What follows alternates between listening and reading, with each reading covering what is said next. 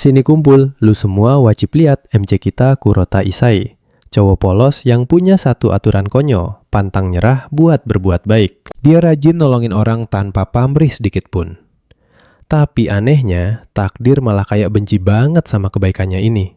Tiap kali dia niat baik, ujung-ujungnya malah jadi bencana, bray. Bikin dia terus-terusan kena apes. Pas dia ngasih semua duitnya ke pengemis, malah dikatain.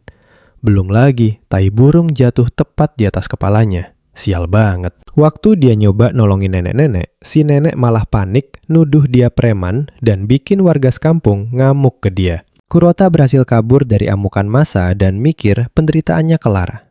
Tapi sayangnya belum, bro. Tiba-tiba pot bunga jatuh ngehantam kepalanya dari atas. Parahnya lagi, nenek yang tadi nemuin dia dan mukulin dia pakai tongkat sampai tewas. Berakhirlah hidupnya yang ngenes banget. Di hembusan napas terakhirnya, Kurota cuma bisa nyesel dan nangis dalam hati. Padahal kan dia cuma pengen bantu orang lain. Begitu Kurota melek, tahu-tahu dia udah ada di gerbang akhirat dan langsung berhadapan sama Malaikat Gabriel. Malaikat Gabriel ngasih tahu kalau dia bakal nentuin kemana tujuan jiwa Kurota selanjutnya. Dan tebak, apa Gabriel dengan santainya bilang kalau tujuan Kurota selanjutnya itu adalah neraka. Kurota langsung teriak nangis frustrasi sambil mukul-mukul lantai. Dia protes keras, Lanya. Kenapa seumur hidup selalu berbuat baik tapi malah dapat ganjaran masuk neraka? Gabriel akhirnya sadar kalau omongan Kurota itu beneran dan ada yang nggak beres sama sistemnya. Dia buru-buru ngecek ulang masalah ini dan langsung ngeluarin sebuah timbangan.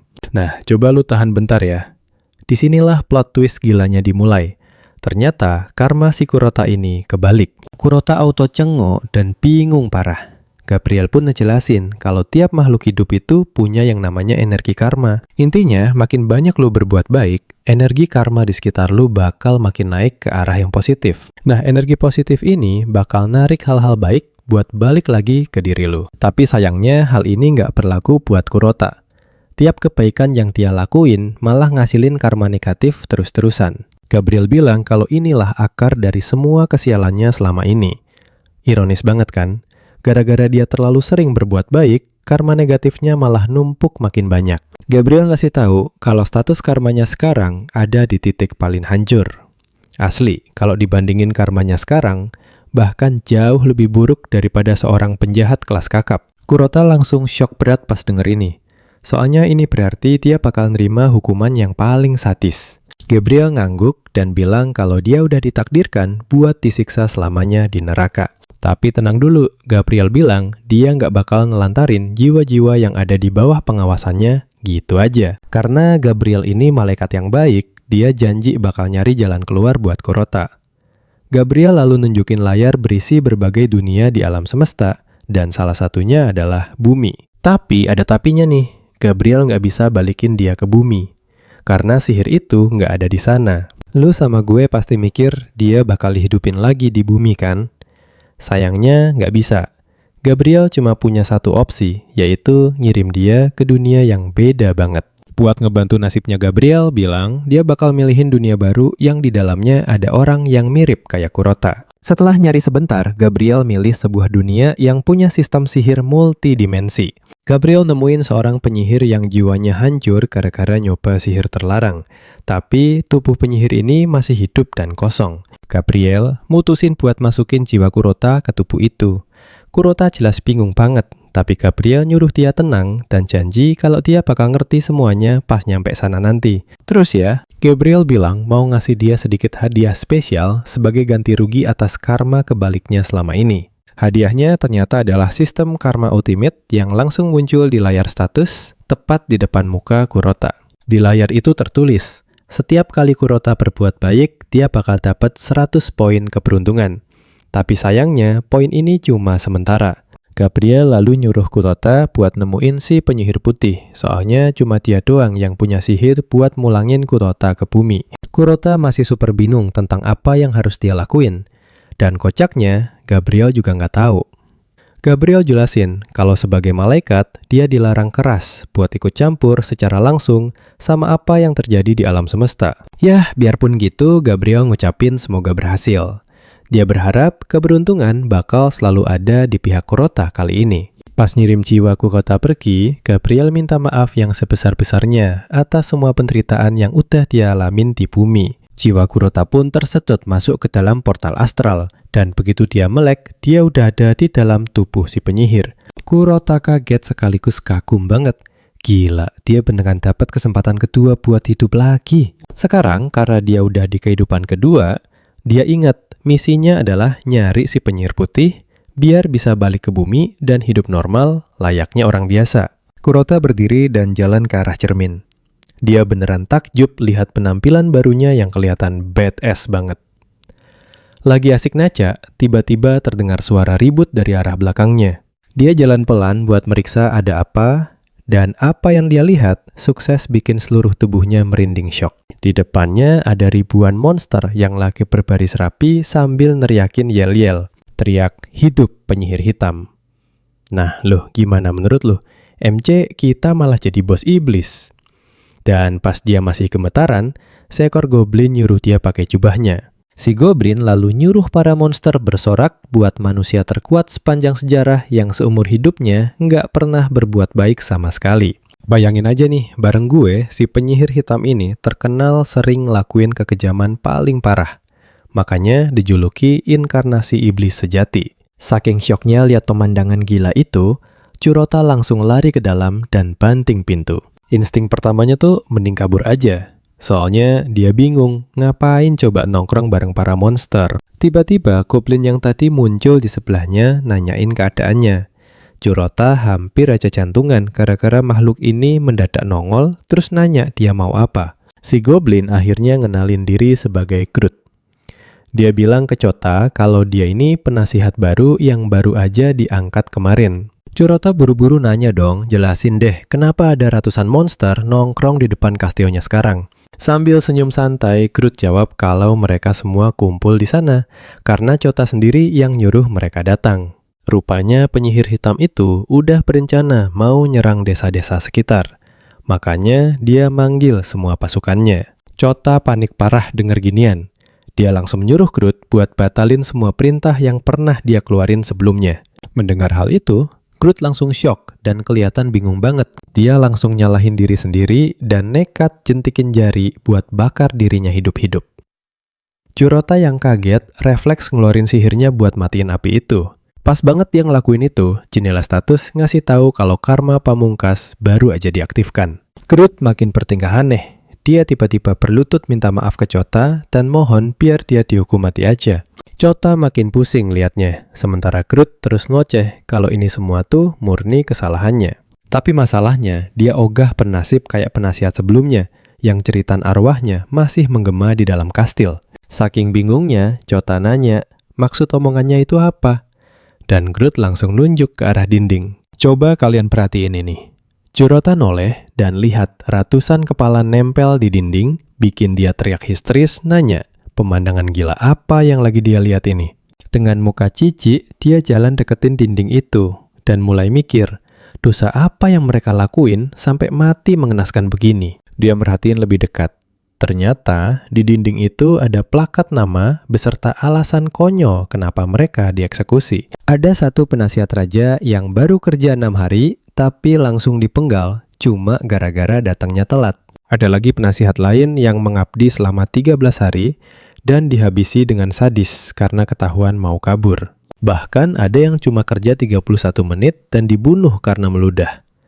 Chota syok berat lihat seberapa jahat dirinya dulu dan langsung bilang ke Groot kalau dia nggak bakal nyakitinnya. Gara-gara hal itu, Chota mutusin buat ngangkat Groot jadi penasihat seumur hidupnya mulai sekarang. Mendengar hal itu, Groot terkejut banget dan langsung berterima kasih ke Kurota atas jabatannya. Kurota lalu bilang kalau dia punya beberapa pertanyaan.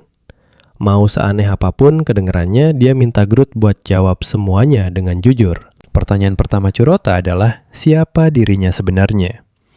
Groot menjawab dengan mantap kalau dia itu penyihir hitam paling hebat di alam semesta. Chota langsung nuntut buat tahu nama aslinya dan Groot ngejawab kalau namanya adalah penyihir hitam. Kurota juga nanya lokasi mereka sekarang. Dengar pertanyaan ini, Groot malah mikir kalau Chota lagi ngetes wawasannya sebagai penasihat andalan. Tanpa ragu, Groot langsung ngasih tahu Chota kalau mereka berdua sekarang ada di dalam kastilnya. sebuah benteng tak tertembus yang menguasai seluruh wilayah selatan. Ternyata, kastil ini juga berfungsi sebagai markas besar buat pasukannya. Kita pasti mikir hal yang sama nih. Chota akhirnya sadar kalau dia berinkarnasi jadi cowok jahat yang memimpin kerajaan berisi sekumpulan monster mengerikan. Panik Chota langsung nanya, udah berapa lama sebenarnya dia jadi penguasa di wilayah selatan ini? Groot mikir bentar, lalu dengan panik jawab, kalau umurnya baru 40 menit. Chota auto ngegas, teriak nanya, apa maksud omongannya barusan? Panik Groot buru-buru meralat kata-katanya, bilang kalau dia tadi salah sebut. Ternyata maksudnya itu 40 miliar tahun, tapi Chota juga ngerasa itu nggak masuk akal. Dengan muka ketakutan, Groot ngerasa gagal melayani tuannya lagi. Dia langsung ngeluarin pisau, udah siap buat bunuh diri di situ juga. Tapi Chota cepet-cepet nahan tangannya, nyuruh dia jangan gegabah.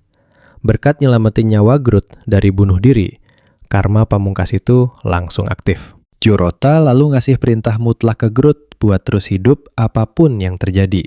Chota ngancam dia bakal ngasih hukuman mati paling parah kalau Groot berani coba bunuh diri lagi. Padahal aslinya Chota cuma gertak sambel, soalnya dia penakut. Setelah ngerasa yakin instruksinya udah dipahami dengan sangat jelas oleh Groot, Chota mendadak ingat lagi sama misi utamanya, yaitu nyari keberadaan si penyihir putih. Chota nekat mau balik ke bumi walau keadaannya sekacau apapun. Alasannya simpel, dia kangen sama sosok yang bikin dia nyaman, yaitu ibunya sendiri. Chota nanya ke Groot, apa dia bisa lihat jendela status itu? Tapi Groot jawab, kalau dia nggak lihat apa-apa. Nah, bikin penasaran kan? Chota sadar, cuma dia yang bisa lihat jendela status itu. Dia pun lanjut nanya ke Groot tentang sosok penyihir putih. Sini ngumpul.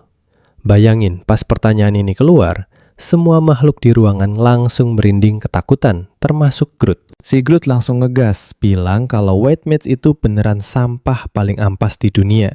Dia bahkan janji banget ke Chota, bakal bawain kepala White Mage itu ke hadapannya. Chota sih santuy aja, dia hargain semangatnya, tapi jujur dia lebih kepo sama jenis sihir yang dipakai White Mage. Groot ngebocorin kalau White Mage itu pakai sihir multidimensi. Dia bisa bikin pusaran raksasa buat ngebuang monster ke dunia lain. Mendengar ini, otak Chota langsung jalan. Dia nemu cara buat balik ke bumi. Dia pun nyoba pakai sihir multidimensi yang ada di jendela status. Tapi sistem malah bilang itu nggak cocok sama sihir hitam. Karena udah mentok begini, satu-satunya jalan keluar ya cuma minta tolong langsung ke White Mage. Chota nanya, kira-kira White Mage bakal mau nggak ya minjemin sihirnya ke dia? Groot langsung sewot, ngingetin kalau mereka itu musuh bebuyutan banget dari dulu. Intinya, White Mage mendingan mati deh daripada harus sudi ngebantuin si Chota. Chota sebenarnya udah paham situasi ini, tapi dia yakin banget masih punya sedikit kartu as berkat skill keren yang dia dapat dari Gabriel. Chota akhirnya mutusin buat ngecek info lebih lanjut soal karma pamungkasnya. Sistem ngasih tahu kalau dia naikin poin keberuntungannya, peluang buat ngabulin permintaannya bakal makin gede. Chota jadi mikir, dia harus terus ngumpulin perbuatan baik. Dia ingat udah nyelamatin nyawa Groot 2 kali. Berarti harusnya dia udah dapat 200 poin dong. Pas dia semangat ngecek total poin keberuntungannya, ternyata angkanya masih nyangkut di 0 besar. Dia bingung dong, ini sistemnya ngebug apa gimana? Pas dicek lebih teliti, ternyata dia lagi kena status karma yang paling ampas. Singkatnya, dia tuh kena kutukan abadi. Makanya, keberuntungannya disegel rapat dan poin nggak bisa nambah sama sekali. Coba bayangin paniknya dia. Tanpa keberuntungan, mustahil banget dia bisa dapetin sihir multidimensi itu. Lagi pusing mikir, tiba-tiba ada misi baru masuk. Katanya kutukan itu bisa diangkat kalau dia ngelakuin satu perbuatan baik yang benar-benar spesial. Selama beberapa hari ke depan, Chota pun sibuk ngumpulin pahala di dalam kastil. Soalnya nyelamatin Groot 2 kali, ternyata belum cukup kuat buat buka segel keberuntungannya. Di salah satu misinya, dia nyoba berbuat baik dengan nyegah anak buahnya ngeksekusi cowok. Dia nyuruh mereka lepasin orang itu sekarang juga. Para monster jelas ngamuk pas denger ini. Soalnya kan Chota itu harusnya jadi bos penjahat yang paling kejam. Groot buru-buru jelasin kalau cowok itu aslinya pembunuh berantai ganas. Makanya dia wajib mati. Kalau dilepasin, orang gila itu cuma bakal bikin lebih banyak kejahatan baru. Sebelum Chota sempat narik perintahnya penjahat itu, keburu dilepas. Dan bener aja, kata Groot, si gila itu langsung nekat ngebunuh orang lagi.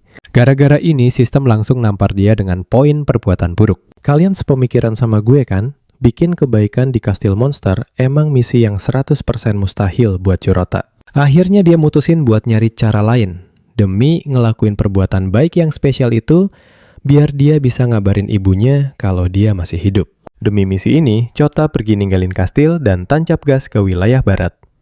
Begitu mereka nyampe di daerah pinggiran wilayah tersebut, Groot nanya apa dia beneran yakin mau masuk ke wilayah barat. Soalnya mereka nggak ada yang tahu kapan para prajurit bakal nyerang. Walaupun situasi di depan mata kelihatan bahaya banget. Chota cuek aja dan nyuruh Groot buat terus lanjut jalan. Usut punya usut ternyata ada seorang white mage di desa depan mereka. Nah, orang ini adalah target utama Chota. Pada dasarnya, cuma sekte bernama Immaculate Order yang bisa pakai sihir multidimensi. Dan sosok yang mimpin sekte itu nggak lain adalah White Mage. Groot ngingetin kalau orang di desa itu cuma murid biasa dan belum tentu juga mereka pada mau bantuin. Malah, Groot yakin banget mereka cuma bakal berbalik nyerang. Kata Groot, satu-satunya cara yang aman cuma dengan nyogok mage yang udah diusir dari sekte. Chota nanya, apa mage itu bakal mau nerima tawarannya? Groot yakin dia pasti mau, secara julukan dia aja, Tyrion, si paling rakus. Ternyata Tyrion ini diam-diam nyari cuan pakai sihir multidimensi yang bikin dia langsung ditendang dari sekte. Curota senyum denger ini. Dia kan Black Mage Sultan, jadi urusan duit mah kecil buat dia. Pas masuk desa, mereka ketemu sama cowok kecil yang lagi duduk sendirian di dekat sumur dengan muka sedih. Dasar monster si Groot malah langsung nyaranin buat ngebunuh bocah itu saat itu juga. Untungnya, Curota nyegah, bilang dia punya ide yang lebih bagus. Curota nyamperin anak itu nanya, kenapa dia sendirian di tempat bahaya begini? Curota nanya, emangnya dia udah nggak punya orang tua? Tapi bocah itu jawab, kalau dia masih punya. Cuma ayahnya terjerat utang segunung ke seorang maki, dan dia harus bantu lunasin utang itu. Begitu Chota dengar cerita ini, dia nanya, apa maki yang dimaksud itu Tyrion? Dan si bocah ngangguk nyiain. Curota nanya, di mana Tyrion? Bakal seru nih, tonton terus bareng gue. Bocah itu jawab kalau semua orang lagi nonton pertunjukan Tyrion di kedai.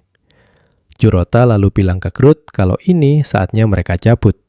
Tapi sebelum itu, ada urusan yang harus diselesaikan. Lu pasti mikir hal yang sama kayak Groot. Dia ngira Curota mau bocah ini dipotong kecil-kecil. Tapi Chota langsung nahan dia dan bilang santai aja. Curota kemudian merogoh kantong uangnya dan santai banget ngeluarin sekeping koin emas. Dia kasih koin emas itu ke si bocah yang langsung dihitung sebagai perbuatan baik. Bocah itu sampai hampir pingsan saking kegirangannya pas lihat koin emas tersebut. Tapi Chota kelihatan gak puas, karena sistem ngerasa apa yang dia lakuin itu kurang penting. Di sisi lain, Groot juga kaget banget lihat tuannya ngasih koin emas ke seorang manusia biasa. Kocaknya, Chota malah salah paham sama ucapan Groot, dan ngira satu koin emas itu masih kurang. Curota akhirnya mutusin buat ngasih seluruh kantong uangnya ke bocah itu, bikin dia jadi manusia paling bahagia di bumi. Groot beneran panik pas lihat ini sambil terus nanya dalam hati, kenapa Curota rela ngelakuin hal gila begitu? Biarpun begitu, segel keberuntungan Curota ternyata masih utuh, yang artinya semua kebaikannya barusan itu masih belum cukup. Di sisi lain, Groot mulai mempertanyakan prinsip hidupnya, karena Chota yang harusnya jadi manusia paling menyeramkan sedunia malah bertingkah super aneh. Groot masih pusing mikirin ini pas dia nyadar bocah itu bersyukur banget sama tindakan Curota. Dia bahkan manggil Curota sebagai pahlawannya. Dan disinilah delusi tingkat dewa Groot dimulai. Dia ngira Chota lagi berusaha jadiin bocah ini sebagai penerusnya. Dan berkat uang tadi, dia udah berhasil menaklukkan si bocah supaya terus memujanya selamanya sebagai tuan besarnya. Dalam hayalannya, dia mikir bocah ini bakal mulai ngelakuin banyak kekejaman demi bisa lebih dekat sama Curota, yang akhirnya bikin dia jadi sekutu buat menguasai wilayah selatan. Groot masih asik ngebayangin skenario liar itu. Pas Curota tiba-tiba manggil dia, bilang kalau sekarang waktunya mereka pergi. Beberapa saat kemudian, mereka sampai di kedai tapi Tyrion gak kelihatan sama sekali. Nah, perhatiin baik-baik bagian ini. Tiba-tiba ada layar terang muncul di depan kedai yang langsung bikin semua orang noleh. Groot nyuruh Chota hati-hati karena yang lagi dia lihat itu adalah sihir multidimensi tingkat tinggi. Di layar itu ada dua sosok yang kelihatan saling mencintai, lagi ngucapin salam perpisahan satu sama lain. Tapi pas adegannya mau masuk ke bagian yang paling seru, layarnya malah mati begitu aja. Suara dari sistem pengumuman nyala, ngasih tahu para penonton kalau siaran mereka udah selesai. Semua orang yang lagi nonton auto ngamuk parah karena acaranya kepotong pas lagi seru-serunya. Suara dari sistem itu bilang mereka harus masukin koin emas kalau mau nyalain lagi sihir multidimensinya dan tahu kelanjutan cerita di alam semesta sana. Ini jelas langsung bikin keributan di antara kerumunan penonton karena mereka pada adu mulut soal siapa yang harus bayar. Pas mereka semua lagi asik ribut sendiri, Churota dengan santainya jalan ke mesin itu dan masukin sekeping koin emas. Dia muter tombolnya dan sebuah cahaya terang benderang langsung muncul di layar. Churota lalu disuruh nempelin tangannya di layar dan mikirin tempat mana yang pengen banget dia lihat. Churota ngikutin instruksinya dan sihir itu langsung ngebawa dia kembali ke bumi. Dia mikir keras soal apa yang pengen dia lihat. Dan jujur, gue ikutan nyesek pas ibunya beneran muncul di layar. Chota langsung megang layar itu sambil teriak sekencang mungkin, berharap ibunya bisa dengar kalau dia baik-baik aja di sini. Orang-orang di ruangan itu langsung ngira Chota lagi kena gangguan jiwa karena tingkahnya tiba-tiba jadi aneh banget. Ternyata ibunya Churota masih ngelewatin masa-masa yang super berat setelah kepergian putranya. Dan dia benar-benar kelihatan sangat depresi sekarang. Wanita malang itu kesusahan buat bangkit lagi. Dan dia selalu ziarah ke makam Churota setiap hari sambil bawa bunga. Ibunya Churota jalan keluar dari pemakaman dan langsung nangis kejer, biarpun lagi di tempat umum. Sambil air matanya terus nyalir, dia cerita betapa dia kangen banget sama anak kesayangannya. Bahkan semua orang yang lagi nonton di kedai sampai ikutan nangis sesenggukan. Karena pemandangan ini tuh sedih banget. Groot noleh ke atas dan lihat Chota juga lagi nangis. Dan tanpa dia sadari, air mata ikutan netes dari matanya sendiri. Groot benar-benar hancur lihat tuannya sedih begini. Biarpun dia masih mikir kalau ini tuh bagian dari mantra dan rencana besar Chota. Setelah nangis selama beberapa menit, Chota akhirnya membulatkan tekad kalau dia nggak bakal nerima takbirnya dan cuma diem nonton ibunya terus nangis kayak gitu. Churota lalu nyengkeram layarnya, teriak sekencang mungkin sampai uratnya keluar sambil nanya apa ibunya bisa dengar suara dia. Cahaya di layar itu tiba-tiba mulai ngasih reaksi pas Churota nyentuh permukaannya. Dan Groot langsung nyuruh dia mundur, bilang kalau sihir multidimensi itu bisa aja ngancurin badannya. Tapi Churota nolak dengerin peringatan Groot dan terus aja teriak biar ibunya dengar. Suara pengumuman lalu bunyi ngasih tahu kalau sistem keamanan mesinnya lagi diaktifkan. Churota langsung kesetrum, sistemnya ngirim gelombang sihir yang super sakit ke seluruh tubuhnya. Tapi dia tetap ogah ngelepasin layarnya. Churota nekat nahan rasa sakit gila itu karena dia yakin banget suaranya bisa sampai ke ibunya. Bikin kita merinding kan? Dia terus teriak ngasih tahu ibunya dia masih hidup. Sini ngumpul kawan, kita bakal saksiin momen epic. Tiba-tiba ibunya kayak bisa dengar suara dia dong. Sang ibu noleh dan lihat bayangan putih dengan gema suara Churota. Semuanya makin jelas dan wanita malang ini akhirnya bisa lihat putranya. Dia syok berat dan bingung banget, tapi Chota ngeyakinin kalau itu beneran dia. Churota bilang ke ibunya kalau dia nggak punya banyak waktu buat ngejelasin apa yang lagi terjadi. Dia mohon ibunya buat tetap hidup dan nunggu dia pulang. Dia janji 100% bakal segera kembali ke pelukan sang ibu. Detik itu juga, mana si Churota habis total, dan layar komunikasi mereka langsung terputus. Tiba-tiba, sistem ngasih tahu kalau dia baru aja nyelesain perbuatan baik spesial, yaitu cinta kasih seorang ibu. Churota kaget lihat notif ini, dan sistem bilang kalau misi buat ngangkat kutukannya udah kelar. Dia berhasil lakuin ini karena udah sukses nyilangin rasa sedih ibunya yang mendalam. Layar sistem nunjukin status karmanya yang berubah dari kutukan abadi jadi cuma yang terkutuk. Churota bersyukur banget kutukan ngeri itu akhirnya hilang. Churota senang parah karena akhirnya bisa pakai karma dari malaikat itu sebagai bentuk kompensasi. Dia baru sadar kalau keberuntungannya bakal terus berlipat ganda selama dia rajin berbuat kebaikan terus. Tiba-tiba Chota noleh dan lihat seisi ruangan lagi pada ribut parah gara-gara rebutan tontonan di layar. Kebanyakan orang di sana udah jatuh miskin karena mereka nekat ngejual semua hartanya demi akses sihir multidimensi ini. Mereka beneran udah gila gara-gara sihir itu, sampai rela jual gigi emas segala cuma buat terus nonton. Groot langsung ngajak Chota cabut saat itu juga, karena sihir sialan ini bikin semua orang jadi pada gila. Di tengah keributan, ada satu orang numpahin bir ke bajunya Groot, dan ini bikin dia ngamuk. Dia langsung cabut pedangnya, siap bantai siapa aja yang berani kurang ajar ke dia. Coba kalian perhatiin ini baik-baik.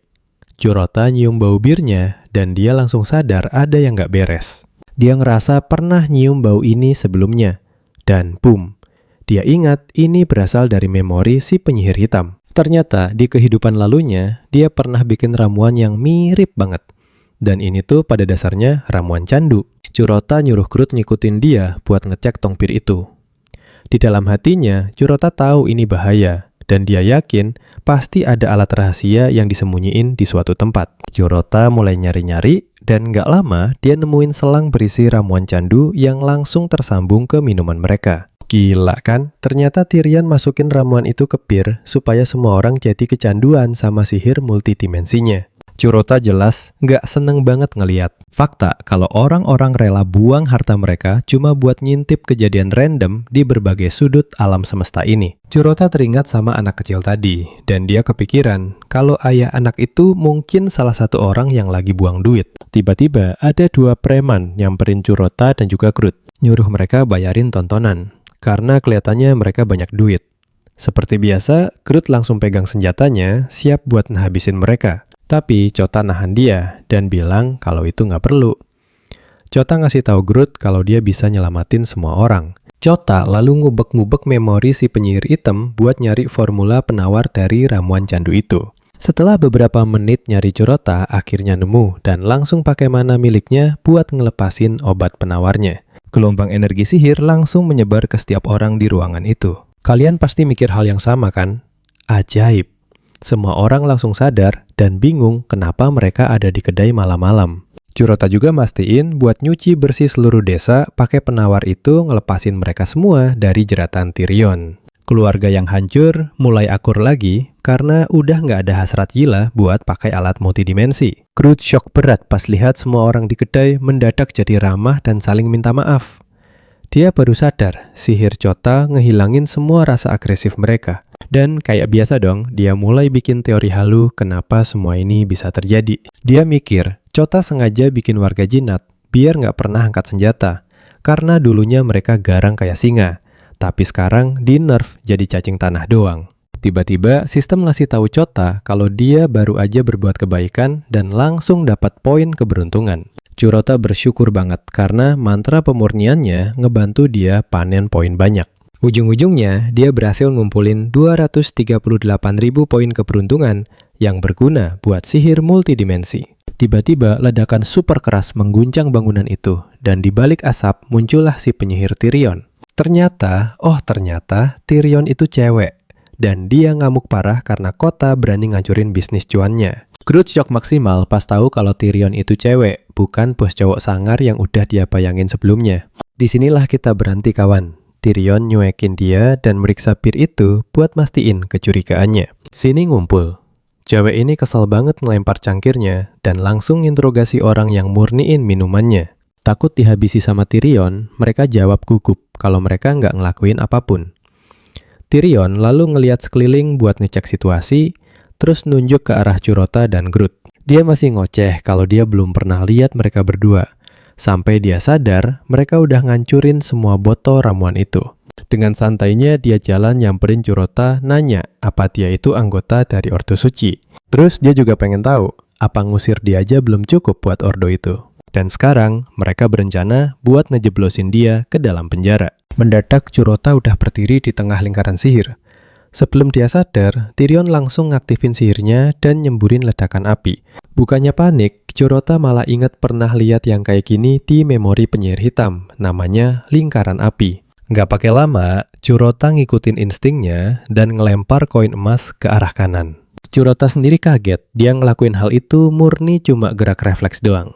Mendadak, Karma Pamungkas aktif dan Chota dikasih tahu kalau dia cuma punya sisa waktu 3 menit. Koin emas tadi sukses mecahin keran air, bikin air mancur ke semua arah dan langsung madamin api Tyrion. Tyrion jelas syok berat, tapi sumpah si Chota juga sama kagetnya. Chota baru sadar dia nggak sengaja micu sihir persis kayak waktu nyelamatin nyawanya Groot. Curota masih bingung mikirin situasinya, Groot malah ngelepas jubahnya yang kebakar. Kocaknya, dia lupa lagi di tengah manusia, jadi wujud aslinya sebagai goblin langsung ketahuan. Warga langsung heboh pas ngeliat Groot. Mereka mulai teriak minta Groot dibunuh karena dikira mau nyolong hasil panen mereka. Tapi, tahan napas bentar, Chota maju ngelindungin bawahannya. Dia ngelepas jubahnya dan astaga. Semua orang baru sadar kalau di depan mereka itu penyihir hitam yang melegenda. Begitu tahu fakta mengerikan ini, mereka semua langsung kabur berhamburan. Tyrion aja syok lihat penyihir hitam ada di tempat busuk ini. Tapi dia ogah mundur, soalnya harga buronan kepala Curota itu 100 miliar koin emas loh. Tyrion yakin banget bisa ngalahin Curota. Katanya sih, penyihir hitam ini dulu lemah banget waktu masih di dalam Ordo. Di otak Tyrion, dia udah ngebayangin bakal jadi cewek super tajir. Asalkan dia bisa nembangin Chota. Padahal di sisi lain Chota tahu, dia nggak punya peluang, karena belum nguasain sihir hitam sama sekali. Karena udah kepalang tanggung, Curota mutusin buat naruh semua taruhannya di jalur hoki. Chota langsung sok jagoan. Jalan nyamperin Tyrion dan bilang kalau cewek ini emang lawan yang tangguh. Cuma sayangnya kurang fokus. Omongan ini bikin fokus Tyrion kepecah. Dia jadi sama sekali nggak sadar sama kondisi di sekitarnya. Pas dia baru ngeh sama situasinya, api udah menjalar gede banget di dalam ruangan itu. Curota nggak pakai mikir, langsung narik Groot dan gerak pakai insting. Dia lompat lewat jendela kecil yang tembus langsung ke dalam tangki. Begitu mereka nyebur ke tangki ruangannya, langsung dilahap api. Pas apinya agak mendingan, Chota dengan pelan ngangkat tutup tangki buat ngecek keadaan luar. Rencananya sih dia mau kabur mumpung asapnya masih super tebel. Habis keluar tangki, mereka coba kabur. Ternyata api tadi nggak ngebunuh Tyrion. Malahan cewek itu sekarang ngamuknya jauh lebih brutal dari sebelumnya.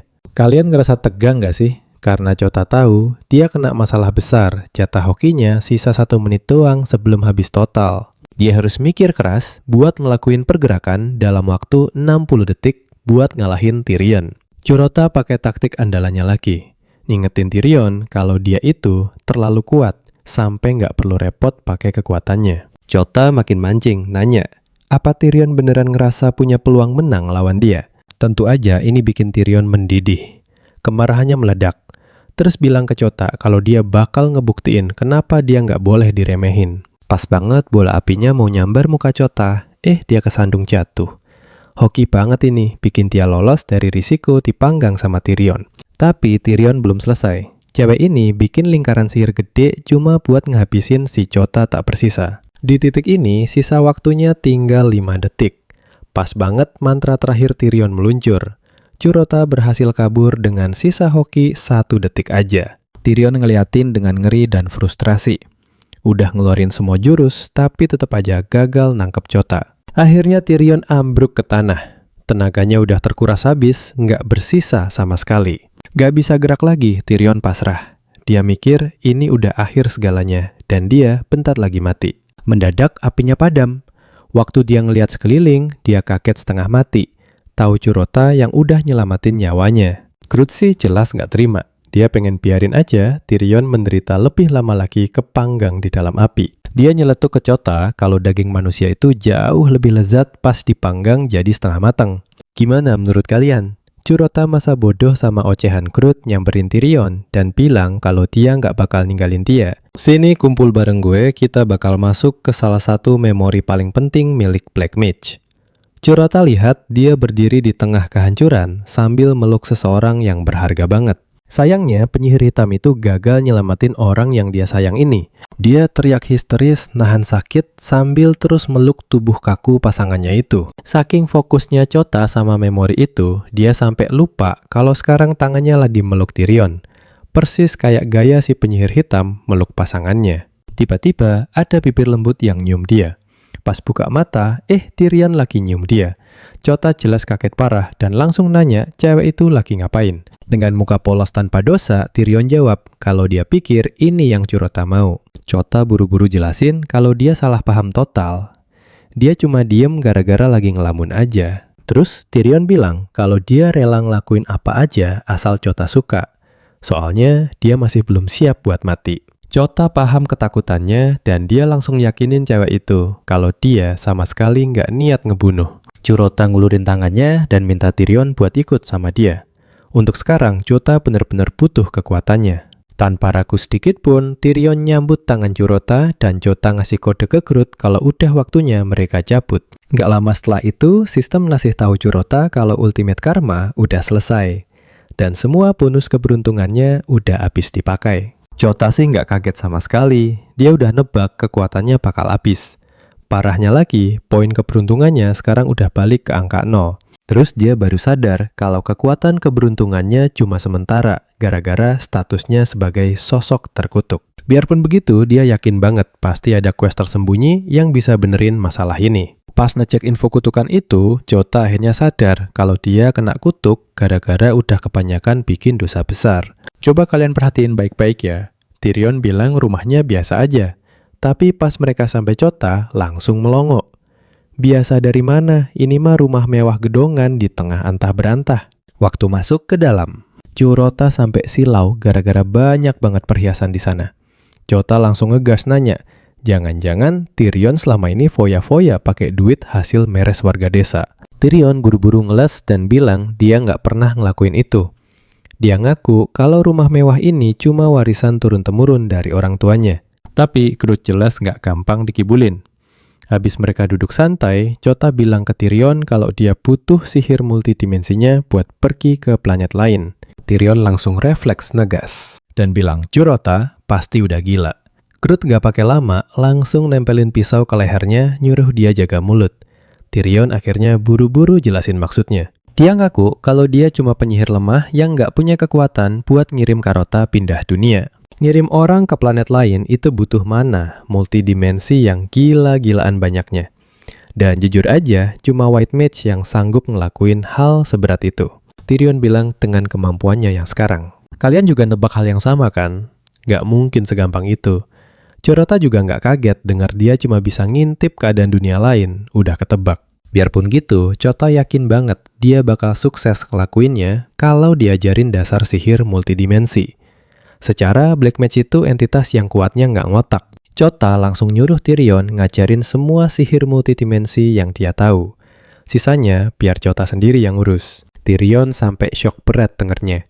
Dengan muka serius dia nanya, apa Curota beneran udah jadi orang bodoh? Seperti biasa, Groot langsung emosi tingkat dewa. Dan dia cuma nunggu perintah buat nusuk leher Tyrion pakai pedang pendeknya. Tyrion lanjut bilang kalau permintaan Curota itu rada aneh. Tumben banget Groot maju dan bilang ke dia kalau Chota cuma mau ngetes seberapa pintar ilmunya. Groot ngancem kalau dia salah jawab nyawanya bakal melayang.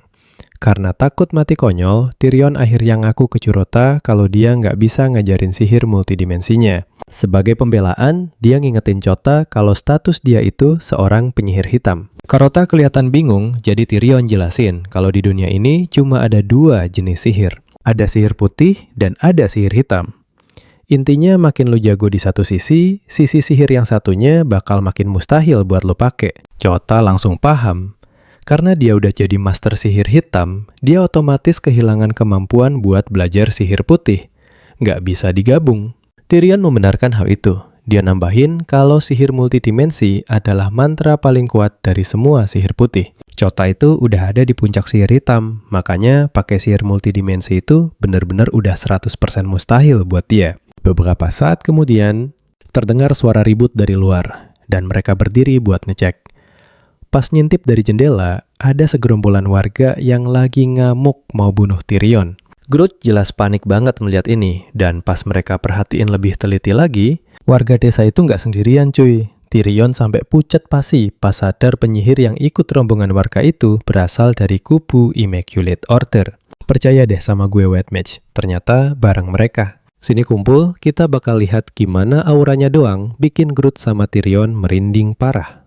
Tyrion sampai gemetaran, yakin banget nyawa mereka udah di ujung tanduk. Curota aja sampai kaget banget si penyihir putih mendadak muncul. Sadar peluang menangnya nol besar ngelawan monster ini, Curota langsung mikir kalau kabur adalah jalan ninjanya sekarang juga. Curota langsung nepuk pundak Tyrion, bilang ke cewek itu kalau dia wajib banget ikut kabur bareng mereka. Tyrion jelas mau nolak dong. Dia bilang nggak rela ninggalin istana sama semua harta kekayaannya di sana. Tapi Curota maksa narik dia negasin kalau ini tuh perintah, bukan tawaran. Tepat setelah itu, mereka langsung ngaktifin lingkaran sihir. Begitu kerumunan warga yang lagi ngamuk berhasil nerobos masuk ke rumah ketiga orang ini, udah keburu lenyap lewat sihir teleportasi. Usut punya usut, lingkaran sihir itu ternyata ditenagain langsung dari dalam sama anak buah Curota yang emang udah disuruh siap siaga. Curota sukses mendarat aman di kastil. Dia kelihatan bangga banget karena udah nyiapin jalur kabur darurat pakai sihir transfer yang tadi dibantuin bikin sama si Groot. Pas Curota laki asik muji betapa jeniusnya sihir hitam ini, dia mendadak sadar kalau anak buahnya yang tadi ngasih tenaga buat lingkaran sihir itu sekarang pada tumbang di lantai. Dan dilihat dari kondisinya sih mereka udah pada tewas. Curota yang panik plus bingung langsung nuntut penjelasan. Perhatiin baik-baik. Groot dengan santainya jawab, kalau mereka pakai nyawa sebagai bayaran, sihirnya Groot ngejelasin kalau teleportasi itu mantra paling overpowered di dunia goblin. Dengan nyedot energi kehidupan dari orang yang dipanggil sihir ini, bisa mindahin target lewatin jarak yang super jauh. Curota langsung kaget setengah mati dengernya. Dia nyengkeram Groot ngomel, kenapa hal fatal kayak gini nggak dikasih tahu dari awal? Groot dengan polosnya ngejawab kalau dia cuma nggak mau ngerepotin bosnya mikirin detail sepele. Curota beneran nggak habis pikir Groot bisa anggap nyawa orang sebagai hal sepele.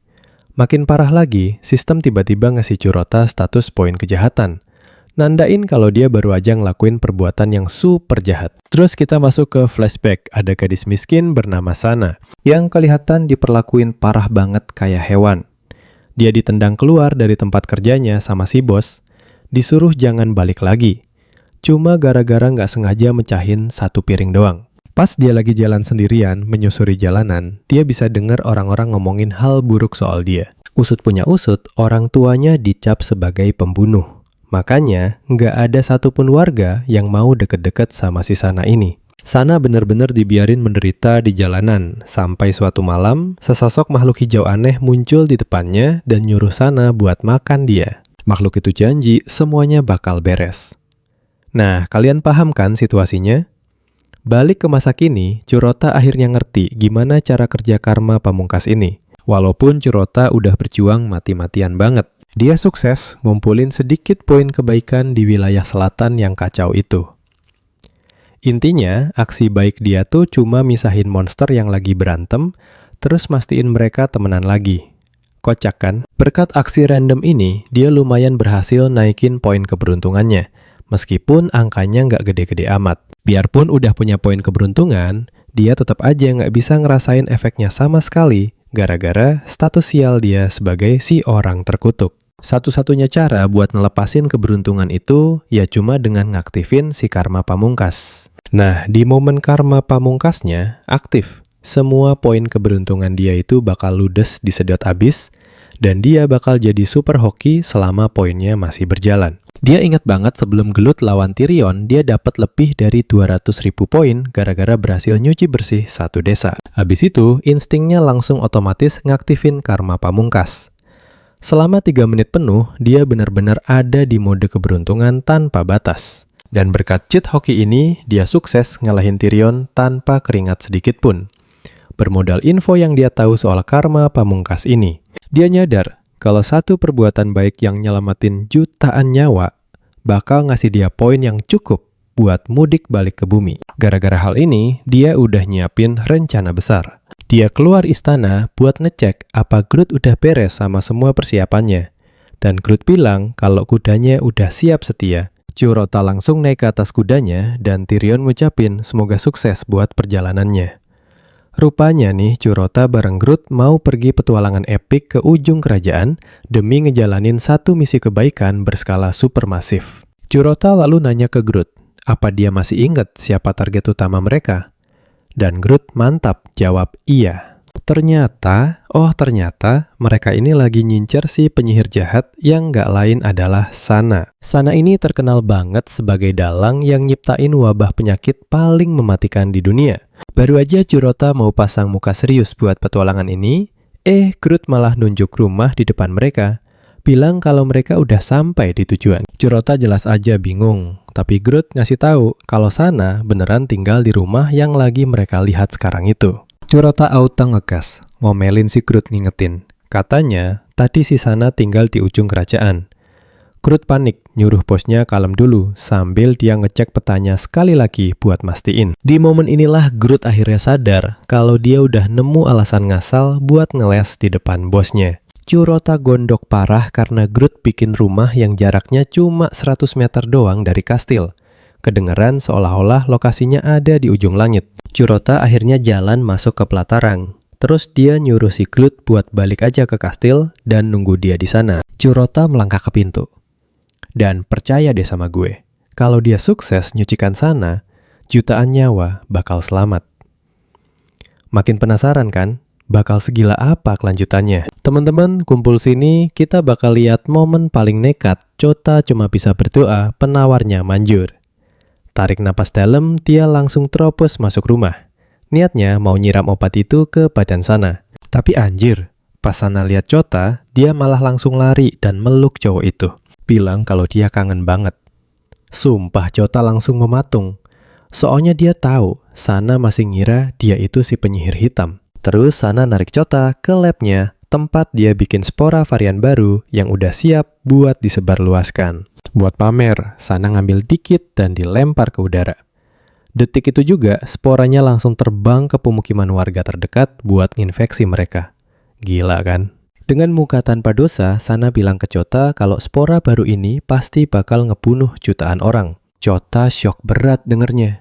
Jutaan nyawa dibahas kayak lagi ngomongin kacang goreng. Parahnya lagi, Sana pamer kalau dia terhubung langsung sama setiap spora. Jadi, dia bisa ngerasain penderitaan yang disebarin ke seluruh dunia. Sana senyum dan bilang makasih ke Chota karena udah bikin dia sekuat ini.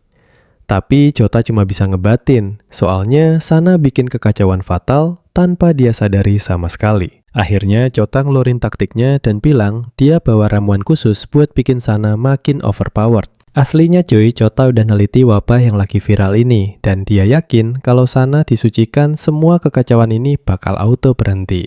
Tanpa curiga sedikit pun, Sana ngambil botol itu dari Chota dan langsung nenggak habis isinya. Tapi anehnya, habis minum ramuan itu, Sana masih biasa aja. Nah, perhatiin baik-baik ya, di sini mulai tegang. Chota panik karena Sana jelas-jelas minum semuanya, tapi nggak mempan sama sekali. Karena buntu banget, dia nekat mau ngecek inti kutukannya secara langsung. Dia langsung nyalain sihirnya buat nge-scan dan nyari tahu dari mana sumber kutukan gila ini berasal. Chota kaget bukan main pas sadar kalau sumber utamanya ternyata seketika ban. Gak cuma itu, ada banyak banget benang sihir yang nyambung langsung ke spora-spora tadi, dan jumlahnya ribuan cuy. Pas dia kelar ngecek semua itu, dia akhirnya sadar kalau kutukan ini terlalu overpowered dan mustahil banget buat disucikan gitu aja. Detik inilah Chota sadar dia harus ngambil jalan paling ekstrim.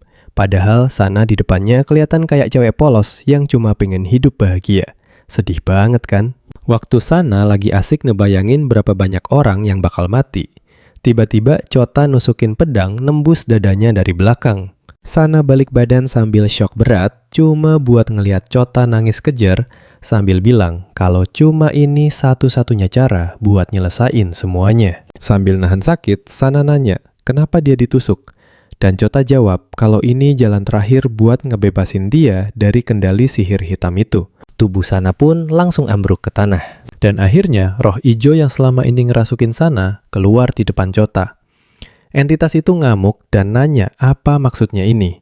Bos monster itu akhirnya nyadar kalau Chota ngebunuh inangnya cuma buat ngelemahin dia.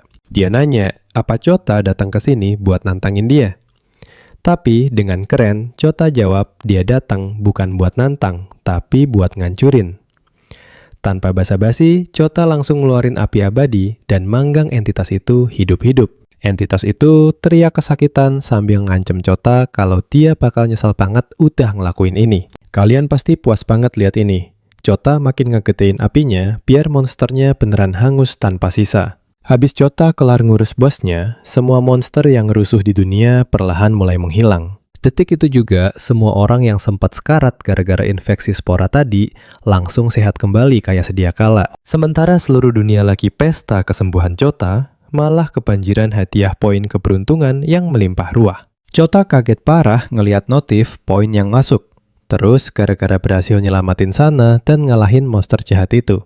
Tahu-tahu poin keberuntungannya udah nembus angka 1 miliar aja dong. Senyum Chota langsung merekah lihat tumpukan poin sebanyak itu. Dan dia yakin banget poin ini cukup buat pulang ke bumi. Chota langsung gendong Sana yang udah sekarat, sambil bisikin kalau dia bakal nyelamatin cewek itu sebelum balik ke bumi. Chota langsung aktifin ultimate karma miliknya, dan dia dapat durasi 3 menit keberuntungan level maksimal. Dia seneng banget pas ngecek statusnya. Dan beneran dong, tulisan di sana berubah jadi keberuntungan level dewa. Sementara itu, di luar angkasa, ada meteor yang melesat menuju sebuah planet. Di saat bersamaan, si penyihir putih lagi siap-siap mau ngebantai abis seluruh suku Centaur di planet itu. Pas banget serangan si penyihir putih mau kena sasaran, tiba-tiba meteornya lewat gila-gilaan. Bikin serangan sihir itu malah meleset. Sialnya, pantulan sihir itu malah terbang jauh ke rumah Sana, dan ngehancurin sebagian bangunan rumahnya. Chota jelas langsung syok dan bingung abis sama apa yang terjadi. Tiba-tiba muncul layar holografis yang nampilin ibunya di depan muka. Dan Chota baru ngeh kalau sihir dimensi ruang waktu ini lagi aktif.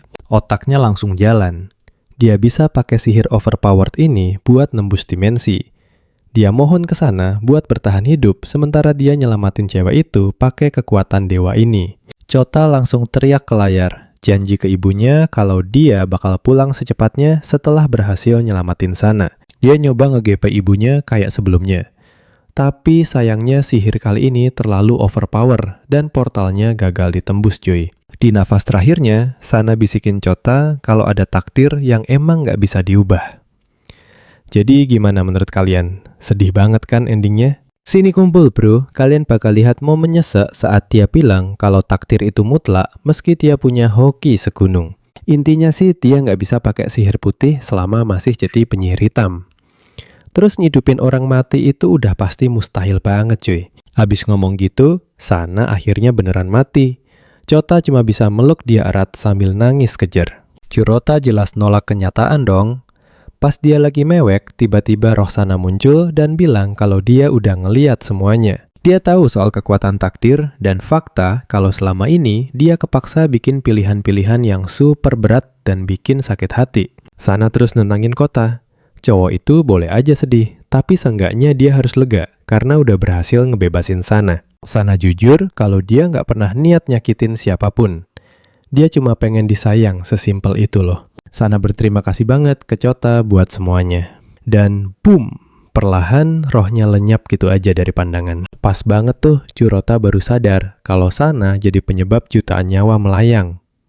Otomatis, yang nungguin dia sekarang cuma neraka paling gelap. Mumpung karma pamungkas masih aktif dan sisa waktu cuma semenit lebih dikit, Chota langsung ngeluarin sihir Astral Ascension. Dia nekat banget pengen nyelamatin cewek paling sial di muka bumi ini, apapun caranya. Sihir ini bikin tanah hancur. Nah, tahan napas kalian di sini, karena sementara kota siap-siap. Sana malah udah nyasar ke jurang terdalam. Penguasa abis langsung nyeletuk, kalau roh Sana tuh makin layu dan penuh sama kehampaan doang. Sana nyoba ngeles dan ngebela diri, bilang kalau dia cuma dimanipulasi sama entitas super jahat. Tapi ya di mata sang penguasa abis, faktanya tetap aja, Sana udah nyilangin nyawa lebih dari 52 juta orang. Intinya hukuman buat dia tuh siksaan abadi di api penyucian. Penguasa abis bilang takdirnya udah nggak bisa diganggu-gugat, karena catatannya parah banget. Sana terus aja memohon. Sumpah deh, dia nggak pernah ada niatan buat ngelakuin semua kekacauan itu. Sana ngerasa banget kalau dia lagi dihakimi secara nggak adil. Tapi si penguasa nyuruh dia usap air matanya karena nggak bakal ada yang nolong. Utusan abis langsung ngepung Sana, siap buat nyeret dia pergi. Tiba-tiba, wush, cahaya super terang nabrak area itu. Dan yaps, itu adalah Curota, sang jagoan. Dia langsung nyamber sana dan kabur sebelum utusan gelap nyentuh dia. Penguasa Abyss auto ngamuk, ada yang berani nerobos kerajaannya. Dia merintahin malaikatnya buat ngejar kota dan sana. Parahnya lagi, waktu Chota sisa 1 menit doang cuy. Untungnya nih, malaikat gelap itu nggak bisa nyentuh mereka. Karena efek karma pamungkas masih ngelindungin full. Tapi tetap aja, malaikat gelap ini bukan kaleng-kaleng. Mereka dengan gampang bisa ngejar si Chota. Di saat yang sama, di puncak gunung tertinggi api penyucian Chispus, lagi asik ngejalanin hukuman abadinya yang super capek. Dia kelihatan lagi ngedorong batu raksasa ke puncak. Pas dikit lagi sampai, dia malah kepleset dan batunya ngelinding jatuh ke bawah. Kalian mikir mereka bakal ketangkep kan? Tunggu dulu. Batu raksasa tadi jatuh ngegenjat malaikat gelap, ngasih Chota waktu ekstra buat kabur. Chota langsung lega banget liatnya, dan dia lanjutin jalan ke gerbang surga dengan super santai. Sayangnya, pas nyampe sana, geng malaikat gelap udah pada nongkrong nungguin dia. Curota kaget, gila, karena nggak nyangka mereka secepat itu. Pas malaikat gelap mau nyerang Chota, tiba-tiba ada ledakan cahaya yang bikin mereka mental berantakan. Chota nengok ke belakang dan ternyata sosok yang nyelamatin dia tuh malaikat Gabriel cuy. Gabriel nyuruh Chota ninggalin Sylana di gerbang surga, biar dia yang ngurusin semua malaikat gelap itu. Curota senyum tipis pas ngedeket ke gerbang surga. Tapi mendadak dia malah berubah pikiran dong. Dia ngerasa ada tempat yang jauh lebih cocok buat sana. Apalagi cewek itu udah terlalu banyak menderita pas masih hidup. Curota malah ngelewatin gerbang surga dan langsung gas ke Nirvana. Gabriel panik parah dan nyuruh Chota berhenti. Karena Nirvana tuh cuma buat jiwa paling suci. Gabriel takut banget kalau Curota bakal nabrak hancur gerbang Nirvana yang super sakral. Tapi Curota tetap mantau jam hokinya dan dia sadar kalau waktunya cuma sisa 5 detik lagi. Meski ini nekat abis, Chota tetap nerjang maju tanpa ragu. Sadar waktunya nggak bakal cukup, dia langsung lempar sana ke gerbang sambil bilang kalau mimpi buruknya udah resmi berakhir. Gabriel makin jantungan lihat ini. Dia yakin sana bakal hancur berkeping-keping.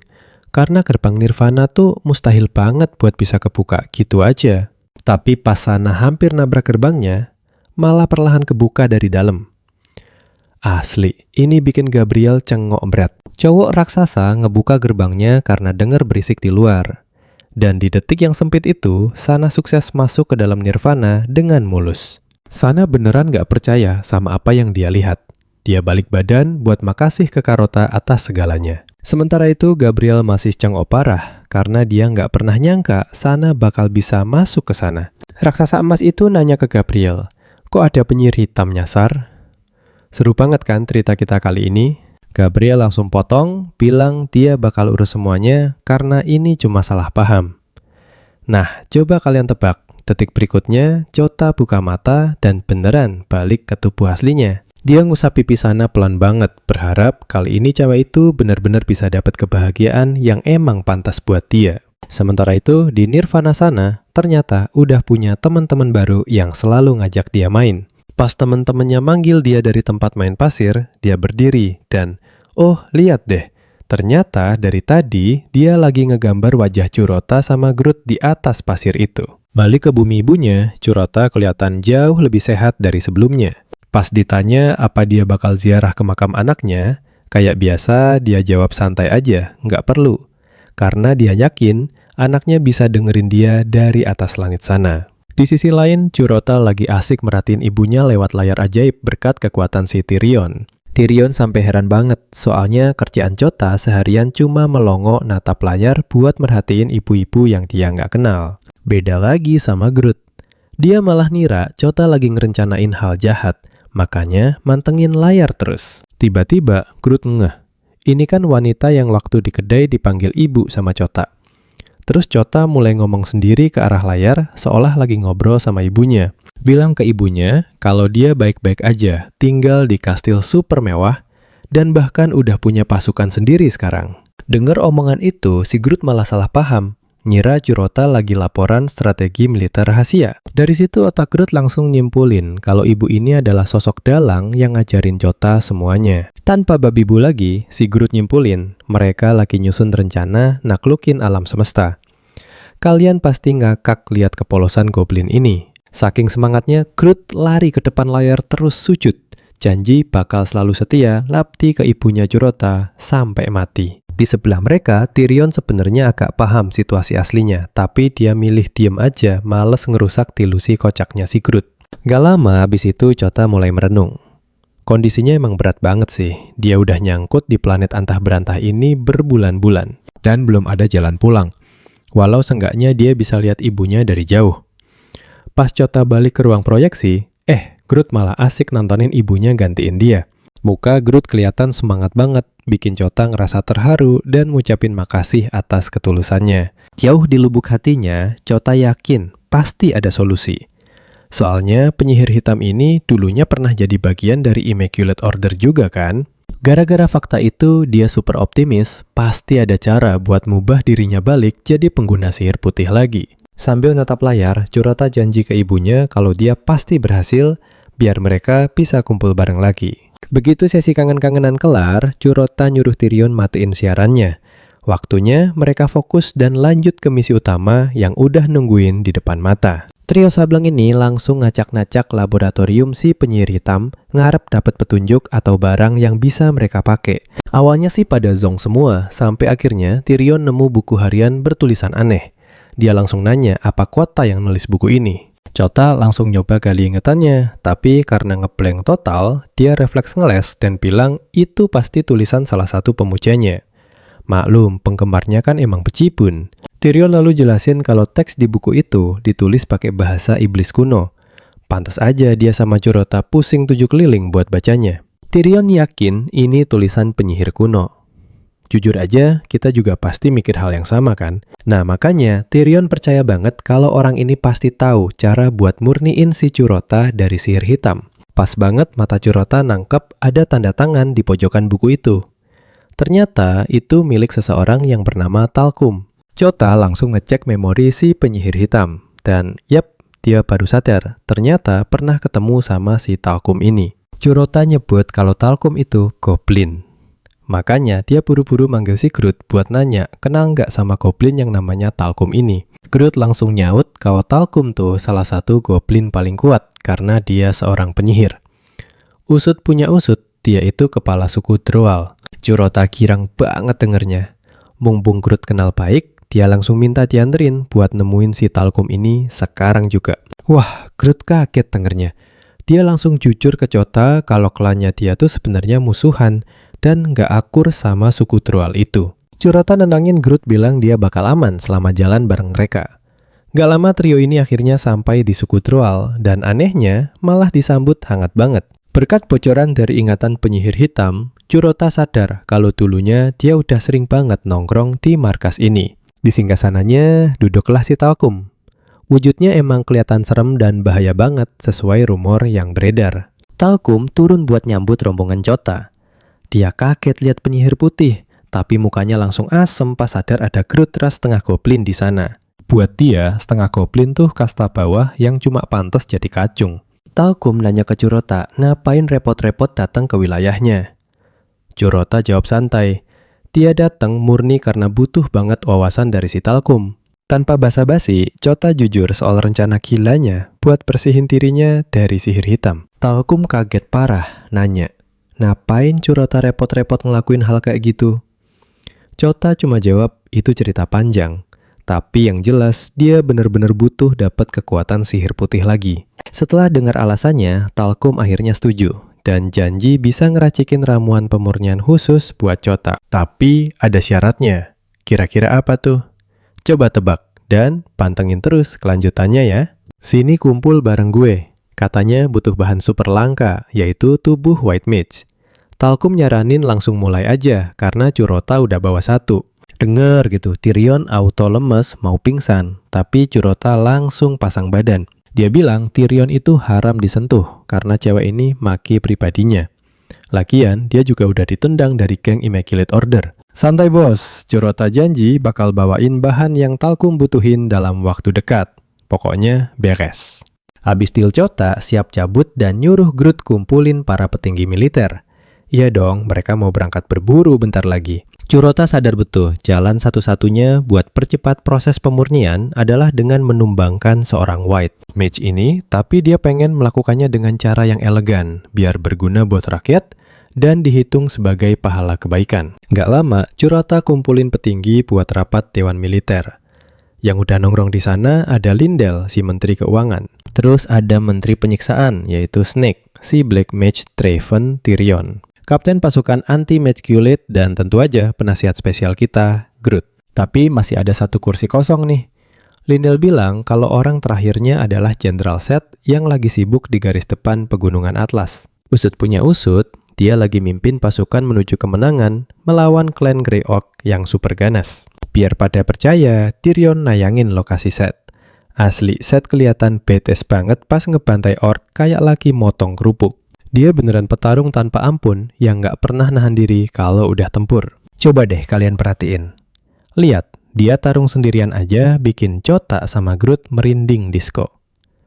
Chota langsung ngajak rapat dimulai tanpa Sep. Curota kemudian ngomong kalau dia ngumpulin mereka semua buat satu alasan maha penting. Pas dia lagi pidato, Tyrion malah biarin siarannya nyala. Jadi pada bisa nonton Zed ngamuk bantai musuh sambil ngabsen kebun binatang. Curota ngasih tahu kalau aksi mereka bakal ngasih damage mental luar biasa ke Immaculate Order. Soalnya incaran mereka sekarang adalah seorang White Mage. Sadar siarannya bikin gagal fokus, Curota nyuruh Tyrion matiin layarnya. Snake langsung nanya ke Chota apa dia udah punya target spesifik di otak. Jauh di lubuk hatinya, Chota auto mode ngibul. Tingkat dewa diaktifkan. Dengan gaya songong, Curota jawab dia udah punya target. Rencananya adalah ngakhirin masa kejayaan White Mage paling brengsek sepanjang sejarah dunia. Katanya sih White Mage ini udah bikin banyak dosa parah, sampai para petarung aja gemeteran dengar namanya disebut. Usut punya usut, semua orang di meja rapat ternyata benci mampus sama target si Curota ini. Dan mereka semua langsung semangat buat tempur. Chota sengaja pancing mereka buat nyebut nama targetnya barengan. Dan gila, dengan kompak mereka nyebut satu nama si kejam, Chano. Chota langsung mengiyakan, ngasih tahu Dewan Militer kalau ini saatnya si Chano nerima karma yang pantas buat semua ulahnya. Groot terus nanya ke Chota, gimana nasib pasukan Bloody Militia ke depannya? Curota sempat plonga-plongo. Groot pun ngejelasin kalau Bloody Militia itu penjaga pribadinya Chano. Intinya, mereka grup tentara bayaran paling ditakuti di daratan barat. Kalian pasti mikir dia panik denger ginian kan? Enggak, sama sekali. Curota malah santuy nyuruh Groot siapin pasukan buat maju perang sekarang. Usut punya usut, Chota ternyata udah latihan diam-diam selama beberapa minggu terakhir, biar persiapan dia agak lumayan matang. Dan ngomong-ngomong soal Chano, si kampret ini tinggal di kastil terpencil yang dijaga ketat sama pasukan Bloody Militia. Untungnya, buat Chota, Groot berhasil ngumpulin semua prajurit iblis yang kebetulan lagi nggak ikut ekspedisi bareng Sep. Nggak lama, Curota melangkah keluar kastil. Groot langsung nyambut dan bilang semuanya udah ready.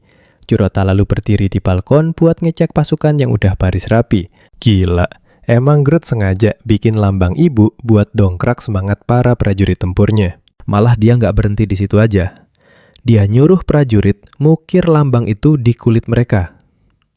Otomatis, satu pasukan langsung hype abis berkat trik ini. Melihat ini, Curota beneran takjub sama semua hasil kerja keras Groot sejauh ini. Habis itu, Curota dan pasukannya langsung tancap gas ke daratan barat. Yang jelas, wilayah kekuasaannya Chano. Di sisi lain, Kanol ternyata udah peka sama rencana Curota. Dan yang bikin makin merinding, dia tahu identitas asli si Curota. Nanti pas di markas iblis Curota ngecek jendela, statusnya dia lega banget, ngerasa persiapannya udah mateng. Sebelum nekat nantangin Chano, dia mastiin banget kalau stat keberuntungannya udah di buff maksimal. Beberapa minggu lalu, dia diam-diam nyusup ke Dungeon of Torments, tempat mainnya si Snake. Ada ribuan tahanan di sana, dan Chota seenaknya bebasin mereka semua. Aksi nekat ini otomatis ngasih dia poin hoki yang bejibun banyaknya. Tapi waktu itu, Snake ngamuk parah pas lihat tahanan kesayangannya pada kabur. Padahal dia nggak tahu siapa dalang dibalik semua ini. Berkat aksi baiknya ini, Curota berhasil ngumpulin 100.000 poin keberuntungan. Dia jadi super pede bisa ngalahin Chano. Gak lama habis itu, Tyrion malah ngeluh bosen ngajakin, biar pengepungan ini cepet-cepet diselesain aja. Jadi apa yang bisa kita simpulkan? Tyrion boleh panik, tapi tenang aja, Chota jamin Groot bakal ngasih kejutan epik buat kita. Bener aja, tiba-tiba Groot muncul dari bawah tanah bawa 2 alat bor raksasa. Sini, kumpul, kita bakal lihat aksi gila Groot yang berhasil gali terowongan rahasia tembus langsung ke kastil Chano, ngelewatin semua sistem pertahanannya. Groot pamer banget nih, dia bilang kalau urusan ngebor mah emang keahlian khusus goblin, makanya gampang banget. Lagi asik-asiknya ngerayain si Snake tiba-tiba maju dan ngasih tahu Chota kalau mereka dapat masalah. Ternyata milisi berdarah udah nyerang pangkalan depan duluan. Intinya sih si Chan ini udah ngambil langkah pertama buat nyerang. Dengar itu, Chota langsung sadar kalau mereka harus jalanin rencana secepat mungkin tanpa buang-buang waktu lagi. Chota nyuruh Groot sama Tyrion ngikutin dia buat nyusup lewat terowongan. Terus, Curota nitipin pasukan ke Snake buat mimpin sementara. Dia nyuruh Snake buat pukul mundur milisi berdarah itu, dan Snake langsung semangat nerima tugasnya. Ya gimana ya, Snake emang udah gatel pengen bikin kekacauan sejak dia kehilangan semua tahanannya. Dan ini momen paling pas banget, pas masuk terowongan Groot. Jalan di depan pakai lampu obor di helmnya. Gak lama kemudian, mereka muncul di area tempat tinggal Canel dengan badan yang penuh lumpur parah. Karena kamar Canel ada di puncak menara Curota, dan timnya langsung lari kencang banget ke sana. Narep bisa kelarin semua sebelum Chano sadar. Pas sampai depan pintu, mereka langsung dobrak, berharap dia bakal ketakutan. Tapi gila si Chano malah nyantai banget. Bahkan dia lagi asik pegang segelas minuman. Curota dengan pede bilang kalau masa kejayaan terornya udah kelar. Tapi Chano jawab santai kalau dia udah nebak dan udah siapin kejutan. Perhatiin nih, tiba-tiba Chota dan timnya malah kekurung dalam sangkar jebakan. Tapi Curota ngerasa ini bukan masalah besar. Dia yakin banget sangkar sekecil itu nggak bakal bisa nahan dia. Chota langsung coba pakai sihirnya, tapi aneh banget mana miliknya sama sekali nggak mau keluar dari tangannya. Disinilah Tyrion baru sadar kalau mereka lagi ada di penjara penyegel kekuatan. Intinya, siapapun di dalam pasti kehilangan semua sihirnya. Chan ngakak keras karena tebakan Karota bener banget. Tyrion langsung bilang kalau sangkar itu adalah relik pusaka tingkat tinggi milik penyihir putih. Kenu ngeyain hal itu. Dia bilang dia nyolong relik itu pas diusir dari Ordo Suci. Tyrion langsung panik dan bilang ke kota kalau mereka udah tamat di tangan si Kenu. Karena udah mentok, Curota nantangin Chan buat bunuh dia, dan Chano setuju. Tanpa basa-basi, Chano langsung nyiapin mantra serangan dan dilempar brutal ke arah mereka. Curota langsung ngaktifin karma pamungkas yang bisa ngasih dia keberuntungan tanpa batas. Pas serangannya mau kena, tiba-tiba lampu kantung jatuh dan ngeblokir mantranya. Chanola shock berat lihatnya, sementara Chota malah ngeledek dia yang gagal total. Chen langsung emosi parah karena rencananya berantakan dan dia mutusin buat main gila sekarang juga. Chano ngaktifin sihir multidimensi buat nunjukin ibunya Karota, sekaligus ngebongkar fakta kalau dia tahu identitas aslinya. Chano ngaku kalau dia udah ngawasin Curota dari lama banget. Ternyata dia pakai kelelawar buat mantau semua pergerakan kota selama ini. Chano bilang dia sering lihat Chota natap ibunya setiap hari tanpa henti. Dan dari situ dia sadar kalau Karota bukan dari planet ini. Chan ketawa jahat banget ngebongkar rencananya buat ngincar ibunya Kurota. Groot kaget banget pas tahu Kanule beneran berhasil ngebongkar rahasia terbesarnya si Curota. Kita pasti mikir yang sama kan? Tapi Tyrion nyuruh Karota tenang, karena cuma penyihir putih yang punya sihir penyeberang dunia. Dia yakin 100% kalau Kanule nggak bakal bisa nyentuh ibunya Curota sama sekali. Disinilah Chanu ngebongkar kalau penjara penyegel bukan satu-satunya barang yang dia colong. Chan ngerogoh sakunya nunjukin barang curian lainnya. Karena Tyrion paham banget soal ginian, dia langsung tahu persis apa arti dari barang itu. Tyrion mendadak panik parah pas ngelihat apa yang lagi dipegang sama si Chen. Ternyata itu namanya botol penyeberangan, yang isinya darah penyihir putih asli. Siapapun yang minum bisa nyebrang antar dunia. Sementara padahal botol itu harusnya udah dihancurin semua. Channel ketawa super licik sambil ngasih tahu kalau masih ada satu botol yang utuh. Dia langsung minum darah itu dan seketika langsung ngebuka akses buat masuk ke dalam portal. Pas banget mau nyebrang, dia nyuruh Curota buat ngucapin selamat tinggal, karena habis dia selesai ngebunuh ibunya di sana, dia bakal balik buat ngebunuh. Chota langsung ketakutan dan teriak ke Canule, mohon jangan sentuh ibunya. Tapi Canule cuek bebek dan terus jalan. Di saat bersamaan, Curota bingung banget. Kenapa karma pamungkasnya nggak bereaksi sama sekali? Makin parah nih, waktu yang tersisa di jamnya tinggal 28 detik. Curota yang putus asa langsung narik Tyrion mohon buat bantu nyelamatin ibunya. Walau pengen bantu Tyrion ngingetin kalau kondisinya sekarang nggak kuat nahan sihir multidimensi buat nyebrang dunia, Chota tetap teriak. Bakal gimana nasibnya nih Curota sampai nangis sujud ke Tyrion minta tolong.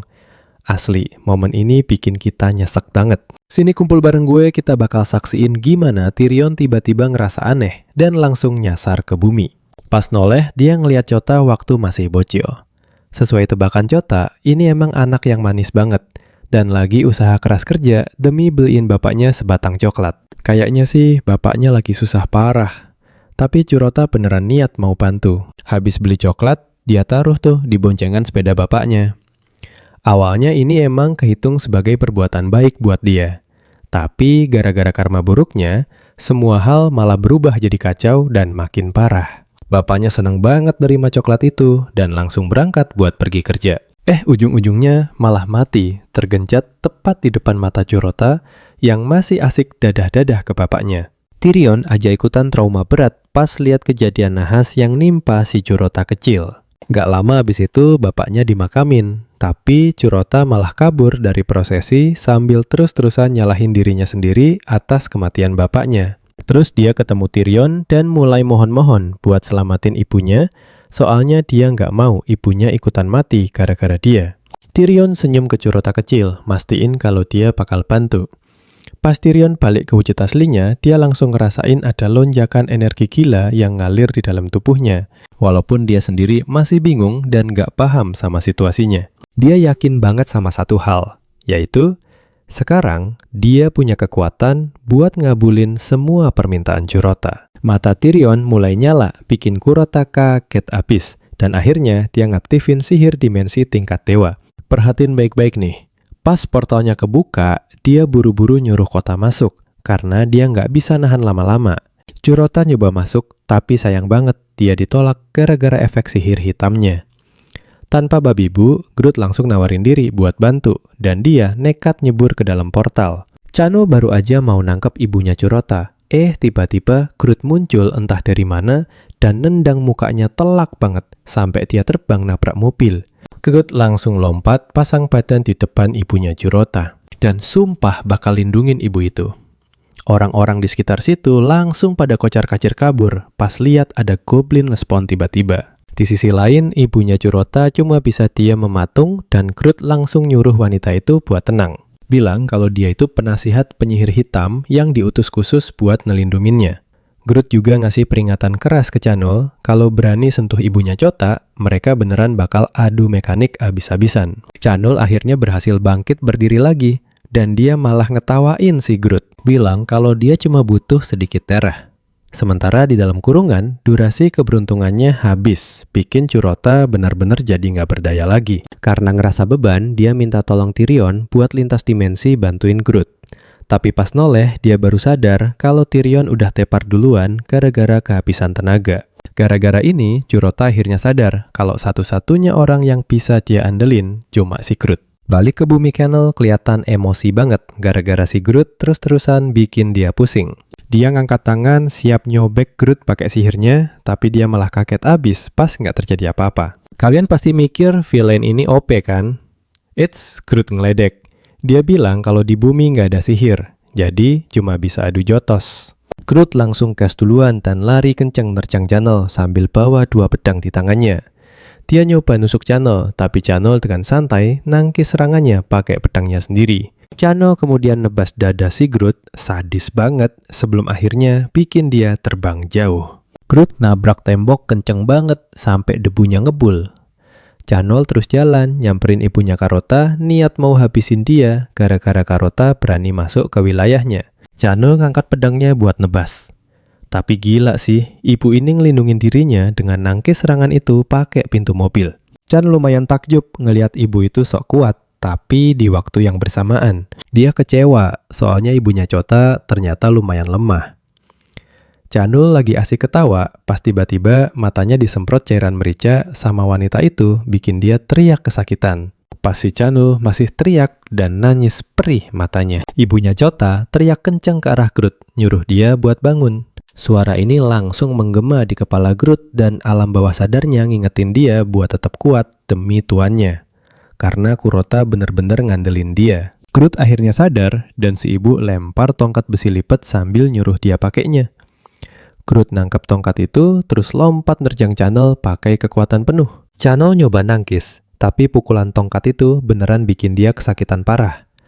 Makin apes lagi, gerakan si Groot sekarang lumayan gesit banget. Pas banget ibunya Kurota ngelempar botol semprotan merica ke Groot nyuruh buat dipakai juga. Karena si Groot ini gaptek dan gak tahu itu apaan, dia malah mukul botolnya sampai pecah berantakan. Ibunya Kurota cengok abis, soalnya bukan gitu maksudnya.